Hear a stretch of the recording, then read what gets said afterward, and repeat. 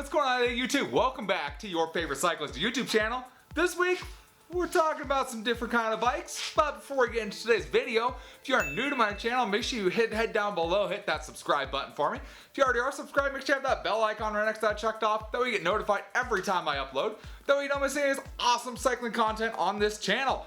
So like I said, we're talking about some different bikes today. Obviously behind me, you'll see my little balance bike I just picked up, as well as my daughter's old bike here. So what are we comparing? We're comparing what the difference is between a balance bike and a regular pedal bike for a kid. So first thing we'll do, we'll go ahead and talk about the similarities between these bikes. Obviously the first similarity is going to be the wheel size is about the same. They're both a 12-inch wheel on these bikes. So that's the same between these two. They have handlebars, they have grips, they have a seat. That's pretty much where the comparison ends right there. Everything after that point is different. So let's talk about the obvious differences between a normal pedal bike and a balance bike. Obviously, a normal pedal bike, you're gonna have your normal crank with your gears and your gear in the back and pedals. So you're able to pedal the bike along. A balance bike, obviously not gonna have that. Balance bike, the main purpose is for your child to learn how to balance on a bike. So there are no pedals or no drivetrain on the balance bike. Second thing, because the balance bike is to teach your child how to balance, there are no training wheels on this balance bike. There's nothing on the back of that bike versus your standard bike is gonna have training wheels on it in order to help them learn to pedal first and then balance afterwards. So a little bit different, kind of two different angles at what they're teaching that way. So let's go on to why I'm talking about this comparison video in the first place. Well, before I had a balance bike and this bike, I was looking for a bike for my daughter. And realistically, I was looking kind of for a balance bike. I thought I might be able to pick up an inexpensive kid's bike. And with that inexpensive kid's bike, essentially take off the whole crankset and drivetrain and have her be able to use that as a balance bike.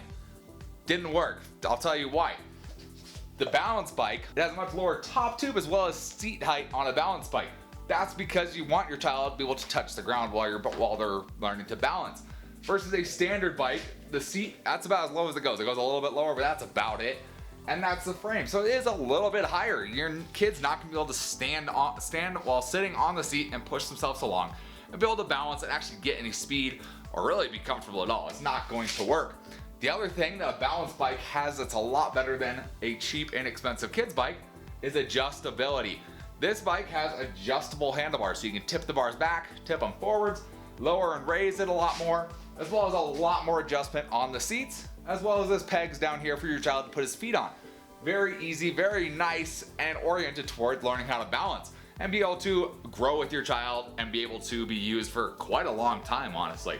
Versus the regular kid's bike, the seat does go up. Like I said, the seat only goes down a little bit more, so really it doesn't go very low.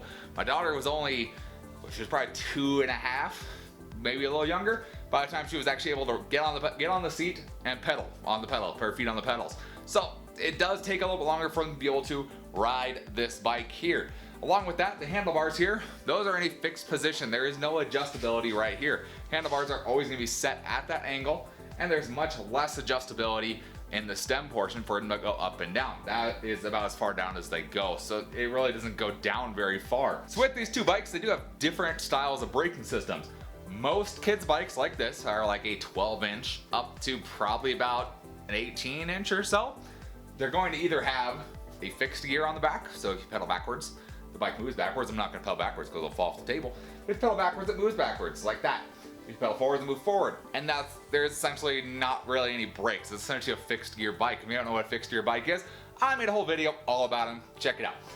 So that's kind of your deal with the kids' bikes, is they're gonna be either a fixed gear or you're gonna have a coaster brake, a standard coaster brake on a bike, which works by pedaling backwards, and that will apply the brakes, which in turn leads to lots of skids. If you've ever had a kid or you've ever been a kid and you've had those on your bike, it's a lot of fun.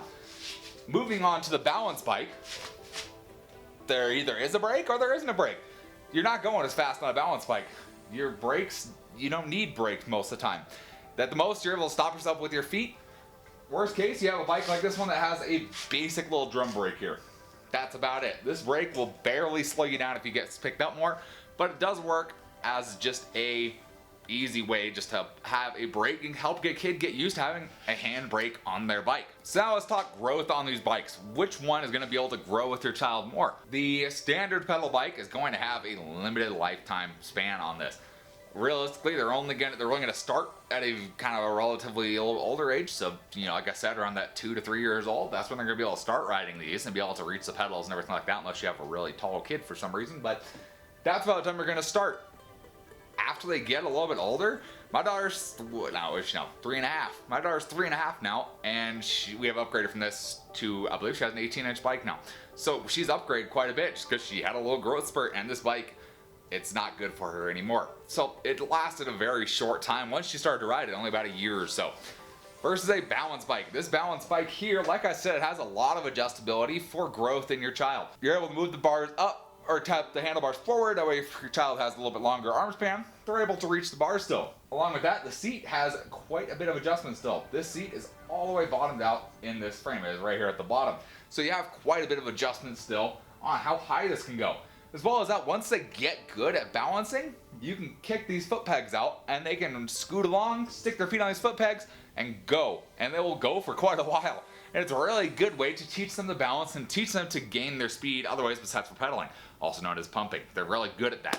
So, if I had to say which one's better for your growth of your child, which one's gonna last you a lot longer, a balance bike like this, one that has the adjustability to it to make it last longer, is going to be the much better option versus buying a standard pedal kids bike here. So which one is right for your kid? It's hard to say. I've made videos about this in the past, and realistically, it just depends on your child and the way that your child wants to learn to ride a bike. In my case, my daughter saw me riding a bike and pedaling on a bike, therefore she wanted to pedal on a bike. So she started on a bike with training wheels, so that way she could pedal just like Dad did.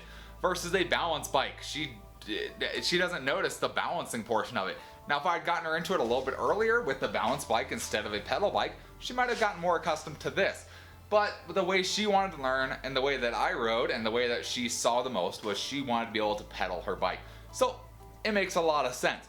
That's the way it worked for her. Other people, it may work better that they learn balance first and learn on the balance bike and scoot around on this thing. I've seen kids rip it on this and I've seen kids rip it on that. Either way will work perfectly fine for your child. If you want to see a little bit more, I have a video, again, up in the corner. But there's your basic differences between your standard balance bike and your standard kids bike and what the big deal is between them. So hopefully you guys enjoyed the video. If you did, give it a big thumbs up. Appreciate the support. Any comments or questions, let me know down in the comments section below. Love chatting with you guys. Love answering any questions you guys have. And we'll see you in the next video. Thanks for watching today.